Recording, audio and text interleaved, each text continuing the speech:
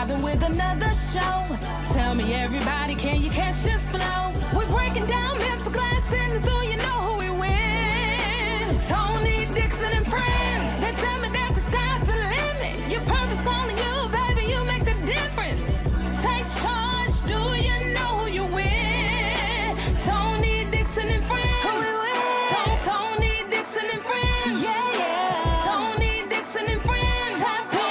Tony Dixon and Friends. Who we win? Tony Dixon and Friends. Welcome back to another edition of the Tony Dixon and Friends podcast, where our goal is to help educate and inspire you to break those mental glass ceilings in your life.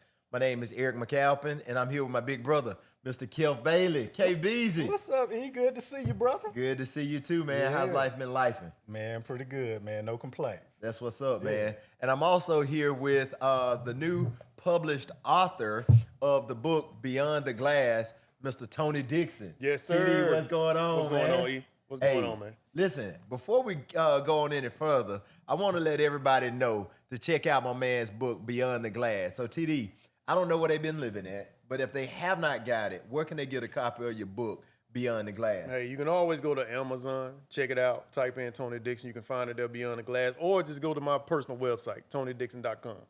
Come on, man. Yeah. That's what's up, man.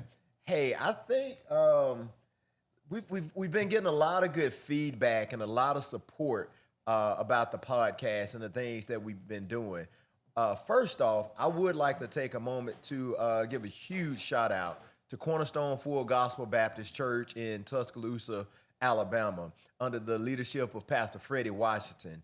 Those guys, their Iron Man ministry, that church has been huge supporters of the podcast. So for all of those guys at Cornerstone and their entire church family, thank y'all so much for supporting the podcast, man. Absolutely. Yeah, Appreciate y'all. Love y'all. Yeah.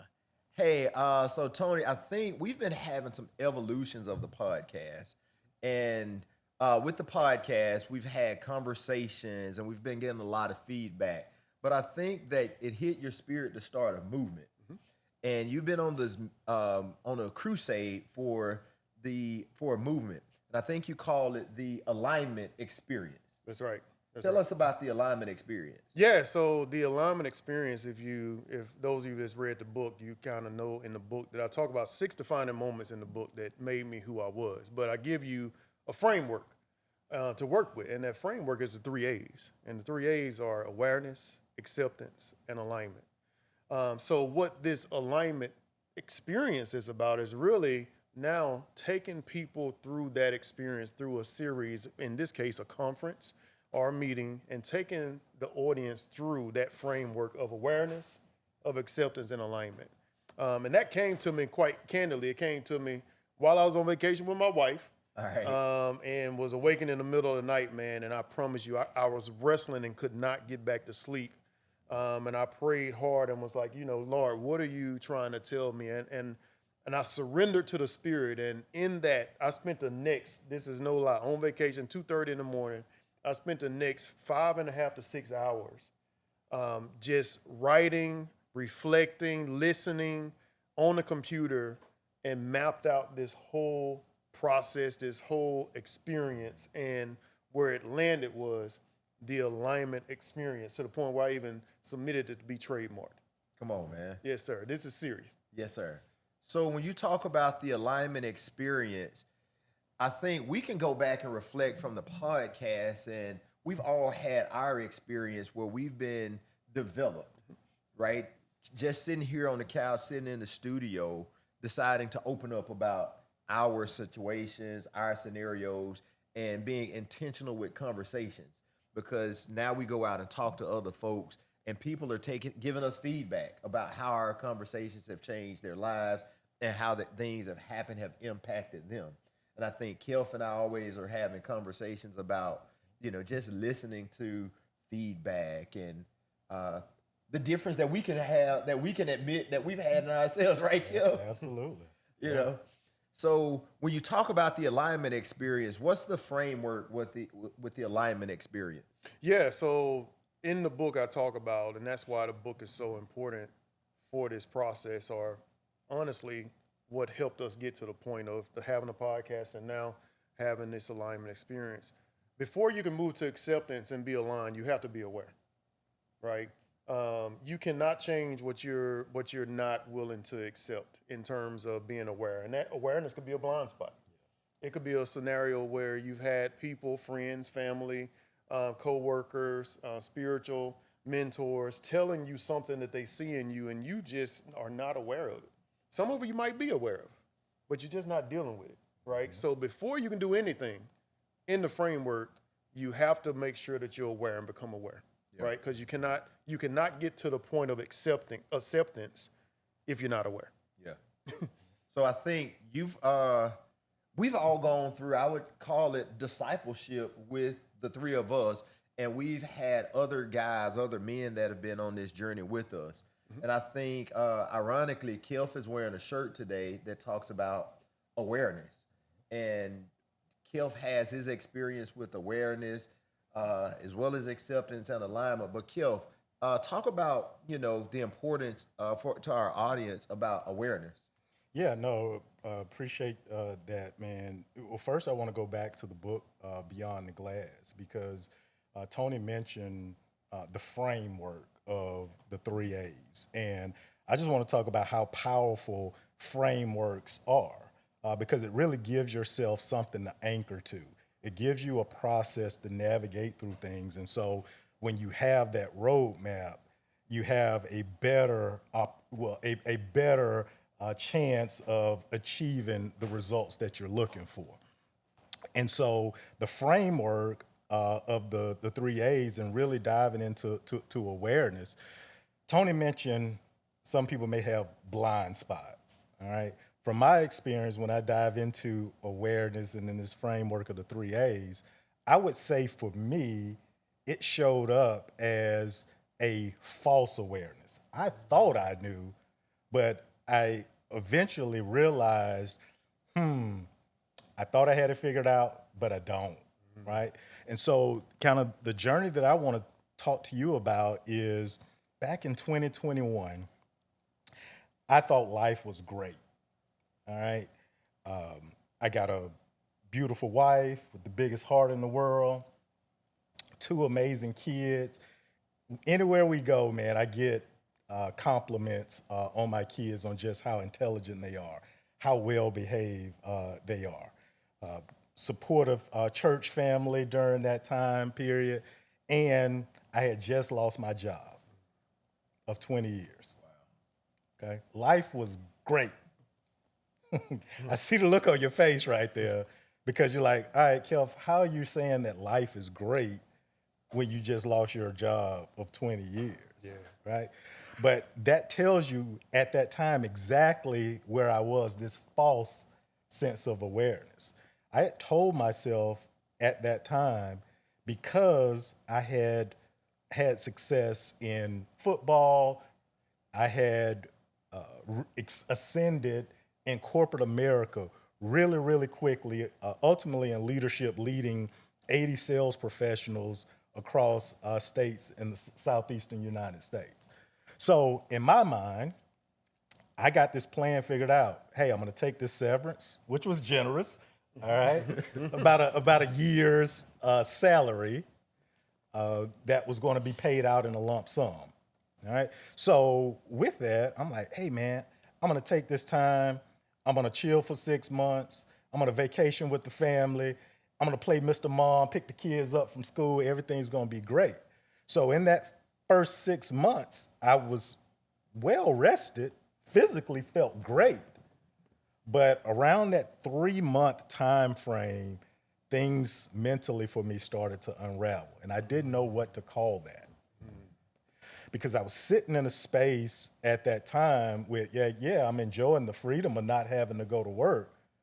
But guess what? That routine of getting up, going to work, that sense of that providing for my family or my kids, seeing me doing something productive every day.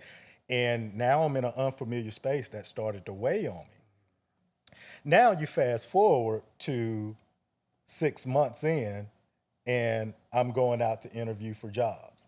And I still had this false sense of awareness that, you know what, did really well growing in corporate America. My experience, background, impeccable. So I just knew once I put this resume out there, people are going to be jumping over themselves to reach out and give me an interview. That didn't happen, bro. Yeah. It didn't happen. And when I did land interviews, I bombed them. They were not good. So we talk about false sense of awareness. Looking back, I should have expected that. I hadn't interviewed for a job in 20 years. But I expected that I was going to go in and just dazzle people in an interview. And it didn't happen. But in that space, it really took me to a really dark place at that time.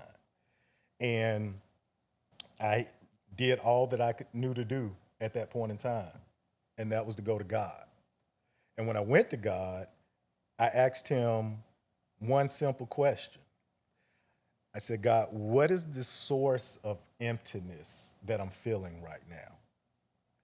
And it was at that moment that God revealed to me that, Kecalf, you've placed your identity in the things that I use to develop you, rather than placing your identity in the one who chose to develop you. Ooh.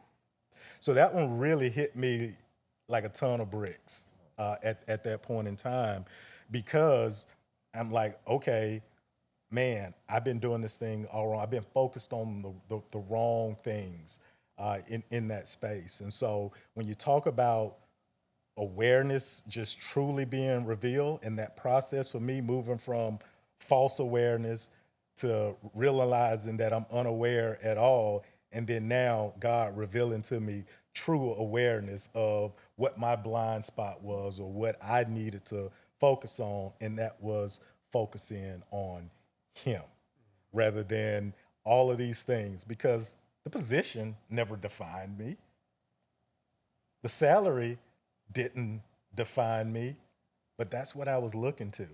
And when all of that stuff is stripped away, then you realize, how are you going to react when those things? But the foundation of Christ, then that's something that's not shakable, that can't be taken away from you, man. And so this journey of reading the book, this book has been a blessing to me, for me to go in and reflect on this place and say, all right, how does awareness show up for me?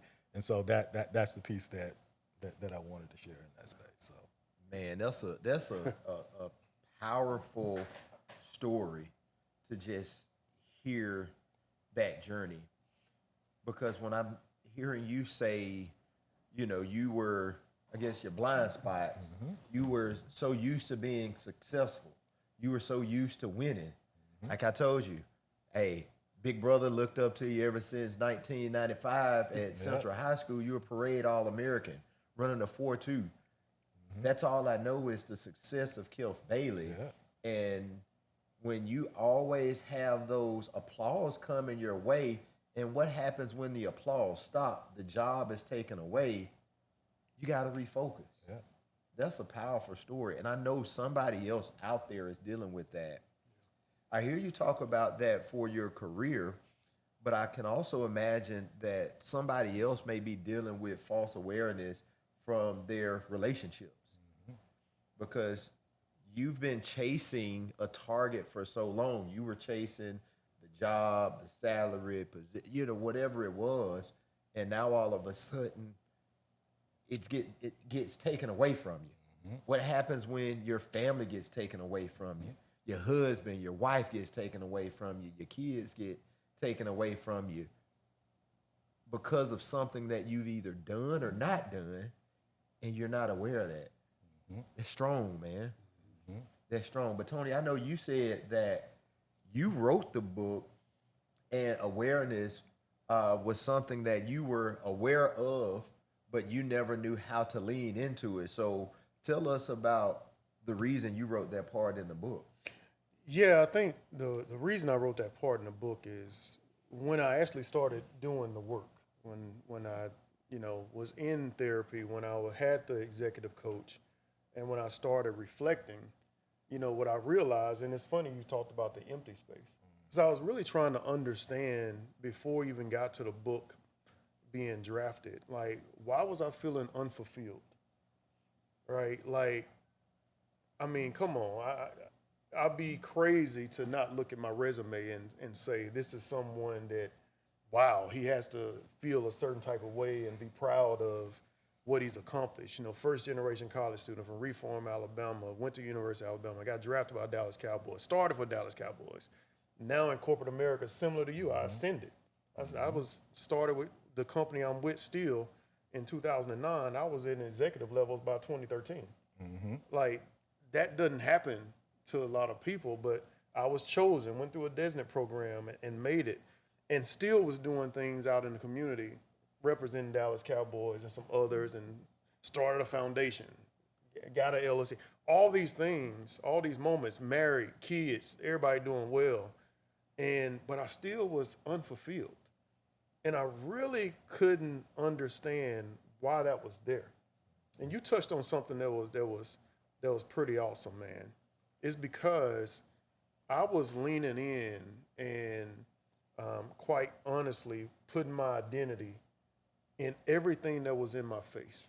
And it really started back in high school, back in Reform, when I didn't have a true understanding of what success looked like. So instead of me really pouring in, trying to understand, like, Tony, what are your strengths and what are your weaknesses? Yeah.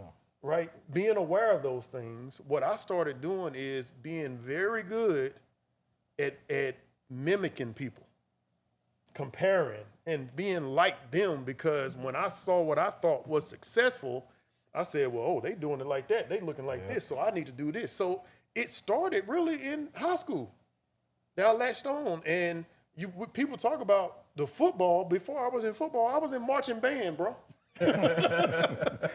And honestly, at that time, playing the B-flat trumpet, I got up to first chair.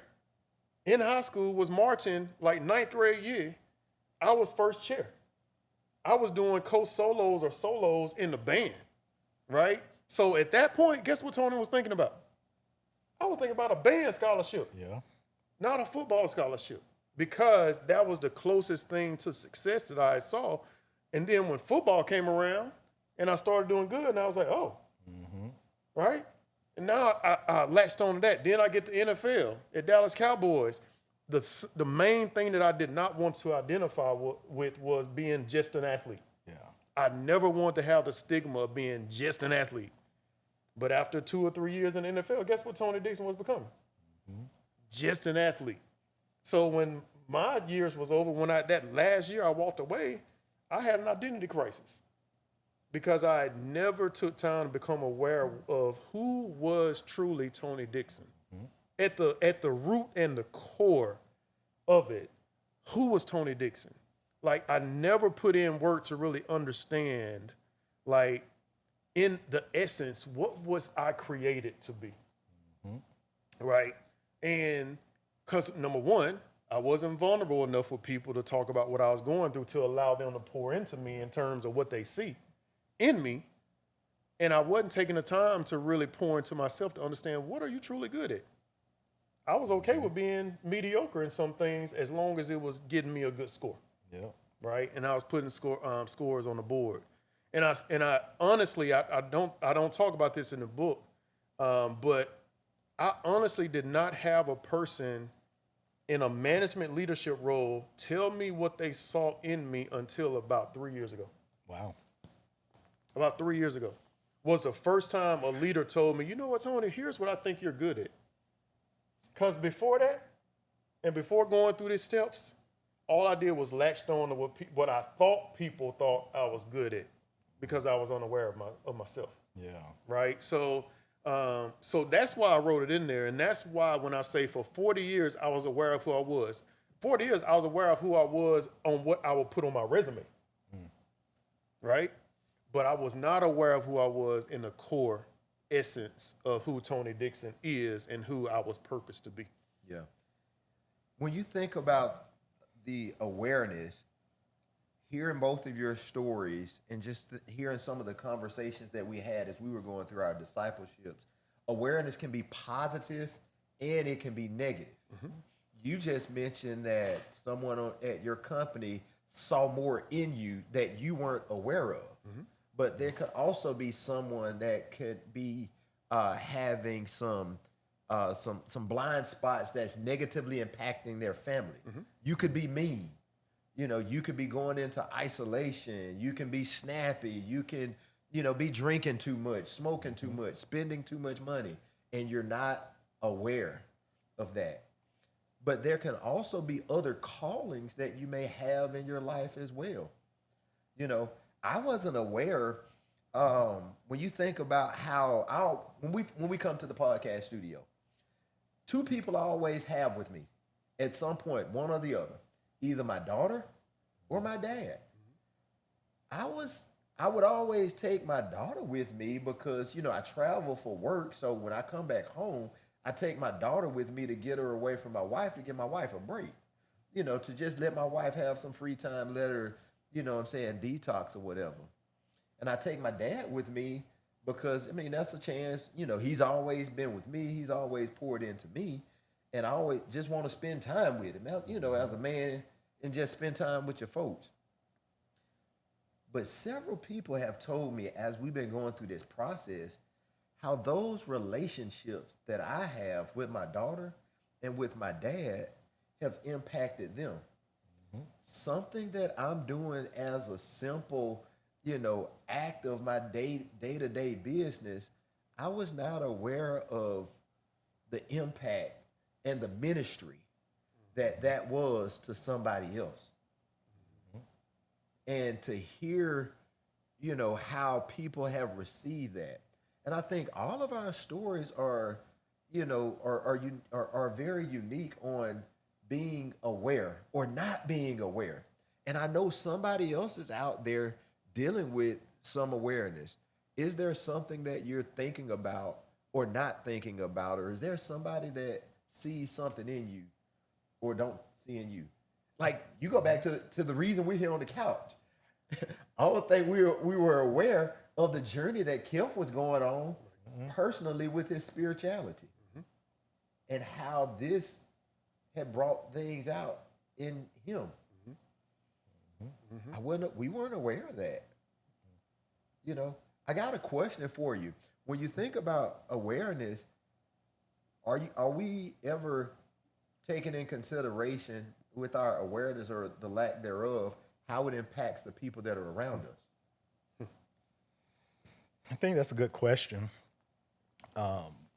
Everything that we do or don't do, because as men, we set the tone of our households, right? So everything we do or don't do has an impact on those around us. But it's so many times that we are just in spaces to where we're self-consumed and we're not really focused on what's happening around us, right? I now have this keen sense of awareness now with my family. I'm going to share with you a story that just happened just this week, just to let you know how much your kids are watching you and looking at you. So you guys have heard me talk about my journey of now not drinking. Okay, it's been over 1.5 years since I've had a drink now. Well, Whoa.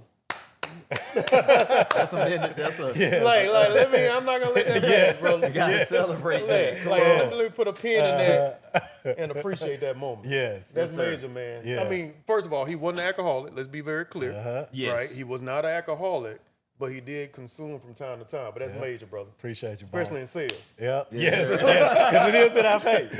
Yeah. And that's a part of the story that I'm telling is that also recently I went to a sales meeting and we're at the bar. And so I went to the bar and I was like, hey, do you have any zero proof wines here? And this lady gave me this particular brand, and I had it, and it was pretty good. So took the family down to New Orleans this weekend, and so we pulled up into the parking lot of a Total Wine. And my son sat in the back seat. He said, Mom, I'm confused.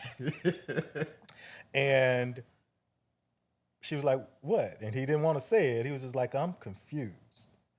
And then my daughter, she said, Total Wine, but Daddy, you don't drink. Why are we here? And I was like, I'm going in to look for this non-alcoholic beverage that I just had. And I saw online that they sell it here. Wow. But now, before, I wouldn't even thought about this story in this way. I would have just kept it pushing, kept it moving. But it hit me that I was like, man, my kids are totally in tune with what's happening with their dad. And so I'm going to need to be aware of every action that I make because it's having an impact on them. I'm laughing because same situation, different state. You know, I'm empty nesting now. Yeah. Right? And same scenario, I was actually made aware of the zero proof wine. And I was like, I ain't had wine. And, you know, for me, this will be, you know, oh man, I'm going on 6 years. Yeah. You know, it's about to be 6 years since I've had alcohol. And I did the same thing, brother. I went and the local grocery store, I saw it in the aisle and brought it, had a couple bottles of Merlot and a red blend in the fridge. Chase comes home from school, opens the refrigerator and look in there, and I see him doing this. And he didn't say nothing. Then I pulled it out later on and was pouring a drink. I said, just so you know, there's zero proof. There's no alcohol in it. He was like, oh. You know what he said? He said, oh, I was about to say. But look, I'll call your sons. Like, those your accountability partners. Everybody needs some accountability partners. You know what I'm saying? You decided to change, and now your kids they're aware, but now they're holding you accountable. Yeah. But too many times we don't have accountability partners around us that are trying to hold us accountable when we're trying to make a change. Yeah. So it's interesting, man. So we're joking about it now on something that's extremely positive. But if you that father that is dismissive, if you that father that leads with fear, you know, if you that father that talks down, and it's no surprise that the child is not coming around. Do you think that in those moments the child would have felt comfortable enough to check us? That's right. In reality, we were being checked. Right? In reality, but if you don't open that door up for that vulnerability, that's a prime example that within your own household, those that love you the most won't even have the courage to speak up to say, hey, is everything all right? Or, as we like to say, you good, bro? Yeah. No, man. Hey, look. Listen, Tony, before we get up out of here, I know we've got the beautiful Beyond the Glass book that we're trying to get rid of, man, trying to push out, man, trying to get out in the world. If anybody has not been looking for, has not received the Beyond the Glass book, where can they get it? Yeah, so you can get it on Amazon. And those that have got it, can you please go and leave some reviews for the other people? Right? We got some good reviews on there. But if you're not, don't go to Amazon. You can go to TonyDixon.com. That's TonyDixon.com. And you can go to the tab to say get the book, and you can purchase the book there. Yes, sir. So we're going to continue our conversation around the alignment experience. The first A that we just talked about was awareness. Stay tuned for more conversations around the alignment experience. This conversation has been led by Big Brother Mr. Kecalf Bailey. Yes, sir. Yes, sir. And then we got the Big Brother himself, Mr. Tony Dixon. Yes, sir. What's up? Make sure you like, share, and subscribe to the Tony Dixon and Friends podcast. I'm Eric McCalpine. You good, bro? You don't